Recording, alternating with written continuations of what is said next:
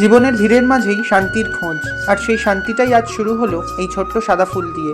এমন সাধারণ একটা জিনিস, কিন্তু যেন পুরো দিনের মুডটাই বদলে দিল। তারপর এলো ঘরোয়া সকালের খাবার। দামি রেস্টুরেন্ট যা পারে না, ঘরের স্বাদই পারে মনটাকে একটু নরম করে দিতে। বাইরে বেরোতেই রোদটা মুখে লাগলো, গাছের পাতায় আলো খেলছে, আর মনে হলো জীবন একদম ঠিক আছে। সত্যি সুখ কখনো কখনো এমন ছোট ছোট মুহূর্তেই লুকিয়ে থাকে। আর তারপর আমার চেনা জায়গা, টেবিল, ল্যাপটপ আর এক কাপ কফি। দিনের দৌড়ঝাঁপ শুরু হলো এখান থেকেই, কিন্তু আজ মনটা হালকা, কারণ দিনটা শুরু হয়েছে ভালোবাসা আর নিজের মধ্যে থাকার মধ্যে দিয়ে।